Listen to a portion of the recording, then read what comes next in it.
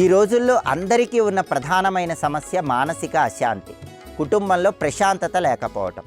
కుటుంబంలో ప్రశాంతత పొందటానికి, శాంతిని, సామరస్యాన్ని కుటుంబ సభ్యుల మధ్య త్వరగా సిద్ధింపజేయటానికి, పరస్పర అవగాహన పెంపొందింపజేసుకోవటానికి శాంతి మంత్రం అద్భుతంగా ఉపకరిస్తుంది. ఆధునిక కాలంలో చిన్న చిన్న విషయాలకే కుటుంబ సభ్యుల మధ్య భేదాభిప్రాయాలు ఎక్కువగా వస్తున్నాయి. పరస్పర అవగాహన తక్కువగా ఉంటుంది. అహంకార భావన వల్ల ఒకరంటే ఒకరికి పడకపోవటం, ఇద్దరు వ్యక్తుల మధ్య సయోధ్య లేకపోవటం వల్ల మానసికంగా అందరూ అశాంతికి లోనవుతున్నారు. మానసిక అశాంతిని తొలగింపజేసి మానసిక ప్రశాంతతను పొందటానికి శాంతి మంత్రం విశేషంగా ఉపకరిస్తుంది.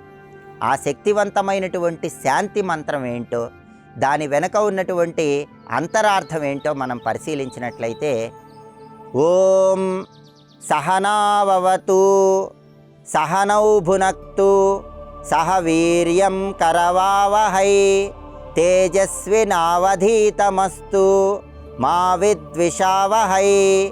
ఓం శాంతి శాంతి శాంతి.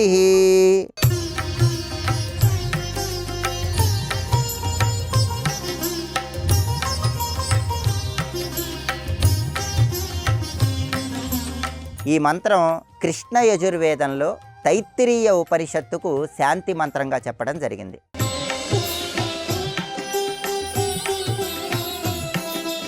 ప్రాచీన కాలంలో గురుకులంలో గురు శిష్యుల మధ్య పరస్పర అవగాహన ఉండటానికి, గురు శిష్యుల మధ్య అవగాహనాభావం పెంపొందింపజేసుకోవటానికి ఈ శాంతి మంత్రం విశేషంగా ఉపకరించేది. అందుకే వేదాధ్యయనం ప్రారంభించే ముందు గురు శిష్య సంబంధాలు బలపరుచుకోవటానికి ఈ శాంతి మంత్రాన్ని జపించుకోవాలని కృష్ణ యజుర్వేదంలో తైత్తిరీయ ఉపనిషత్తులో చెప్పారు.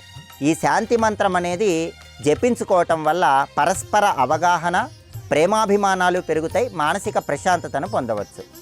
ఈ శాంతి మంత్రంలో ఉన్నటువంటి అర్థాన్ని పరిశీలిస్తే, ఓం సహనావవతు సహనౌ భునక్తు సహ వీర్యం కరవావహై తేజస్వినావధీతమస్తు మా విద్విషావహై. ఓం శాంతి శాంతి శాంతి. ఓం సృష్టికి మూలమైన ప్రణవాక్షరం. అకార ఉకార మకార శక్తి స్వరూపమైన ఓంకారంతో ఈ శాంతి మంత్రంలో శక్తి మొత్తం ప్రచోదనమవుతుంది. సహనావవతు అంటే అర్థం ఏంటంటే, అవతు అంటే రక్షించటము అని అర్థం. సహనావవతు అంటే అర్థం ఏంటంటే, గురువుని శిష్యుడిని ఇద్దరినీ కూడా రక్షించుగాక, దైవశక్తి ఇద్దరినీ కాపాడుగాక అనే అర్థంలో సహనావవతు అంటూ మనం ప్రార్థిస్తున్నాం. సహనౌ భునక్తు అంటే అర్థం ఏంటంటే, ఈ మంత్రాన్ని ఉపదేశించే గురువుకి, ఈ మంత్రాన్ని నేర్చుకునే శిష్యుడికి ఇద్దరికీ కూడా ఈ మంత్రము భుక్తిని కలిగింపజేయాలి అనే అర్థంలో సహనౌ భునక్తు అంటూ ప్రార్థిస్తున్నాం. సహ వీర్యం కరవావహై. మంత్రాన్ని జపించటం వల్ల తేజస్సు కలగాలి, శరీరంలో శక్తి పెరగాలి, ఆ ప్రాణశక్తి అనేది అద్భుతమైన ఫలితాలను కలిగింపజేయాలి అనే అర్థంలో సహ వీర్యం కరవావహై. గురు శిష్యులిద్దరికీ కూడా బలాన్ని మంత్రం కలిగింపజేయాలి అని అర్థం.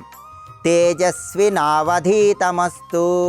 ఈ మంత్ర పఠనం అనేది ఆధ్యాత్మికంగా తేజస్సును కలిగింపజేయాలి, ఉన్నత శిఖరాలకు తీసుకువెళ్ళాలి అనే అర్థంలో తేజస్వినావధీతమస్తు అంటూ ప్రార్థించాం. మా విద్విషావహై. గురు శిష్యులిద్దరికీ కూడా ఎలాంటి విభేదాభిప్రాయాలు లేకుండా, ఎలాంటి అంతర్గత కలహాలు లేకుండా, ఎలాంటి అహంకారాలు లేకుండా ఇద్దరికీ సామరస్య ధోరణిని కలిగింపజేయాలి అన్న అర్థంలో తేజస్వినావధీతమస్తు అని జపించిన తర్వాత మా విద్విషావహై. ఎలాంటి విద్వేషాలకు లోను కాకుండా ప్రశాంతత కలగాలి అన్న అర్థంలో ప్రార్థిస్తున్నాం. ఓం శాంతి శాంతి శాంతి. ఇక్కడ శాంతి మంత్రంలో 3 సార్లు శాంతి శాంతి శాంతి అంటూ ఉచ్చరిస్తున్నాం.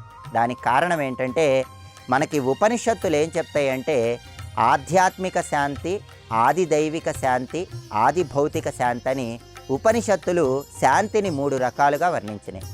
ఆధ్యాత్మిక శాంతి అంటే ఏంటంటే, శారీరకంగా మానసికంగా ఎటువంటి ఇబ్బందులు శరీరానికి కలగకుండుగాక అనే అర్థంలో చెప్పే శాంతిని ఆధ్యాత్మిక శాంతి అంటారు. ఆది దైవిక శాంతి అంటే ఏంటంటే ప్రకృతి వైపరీత్యాల వల్ల, వర్షాల వల్ల, అగ్ని ప్రమాదాల వల్ల, పిడుగుపాటు వల్ల, ఇలా ప్రకృతి వైపరీత్యాల వల్ల శరీరానికి ఎటువంటి బాధలు కలగకూడదు అన్న ఉద్దేశంలో చెప్పే శాంతిని ఆది దైవిక శాంతి అంటారు. ఆ తర్వాత మూడవ శాంతి ఆది భౌతిక శాంతి.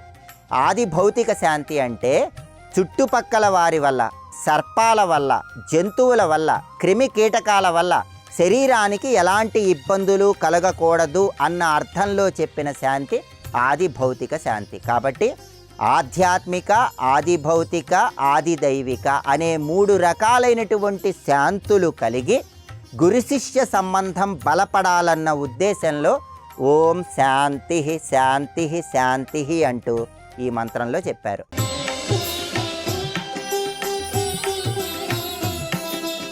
ఈ మంత్ర పఠనం అనేది గురు శిష్య సంబంధాన్ని పెంపొందింపజేయటంతో పాటుగా మానసిక ప్రశాంతత కలిగింపజేస్తుంది, శరీరానికి తేజస్సును బలాన్ని అనుగ్రహిస్తుంది, అలాగే అహంకారాన్ని తొలగింపజేసి అనురాగాన్ని కలిగింపజేస్తుంది. ఆధునిక కాలంలో చిన్న విషయాలకే కుటుంబంలో అపార్థాలు ఎక్కువవుతున్న తరుణంలో ఈ శాంతి మంత్రాన్ని గృహంలో పిల్లలు, పెద్దలు ఎవరైనా సరే దీపం వెలిగించి పఠించినట్లయితే అహంకార భావన తొలగింపజేసుకోవచ్చు, పరస్పర అవగాహన పెరుగుతుంది, కుటుంబ సభ్యుల మధ్య బంధాలు బలోపేతమవటానికి ఈ శాంతి మంత్రం అద్భుతంగా ఉపకరిస్తుంది.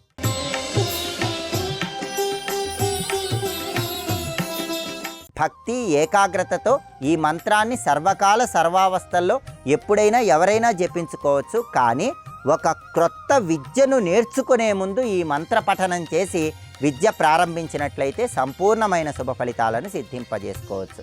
అంతటి శక్తి ఈ శాంతి మంత్రంలో దాగి ఉంది.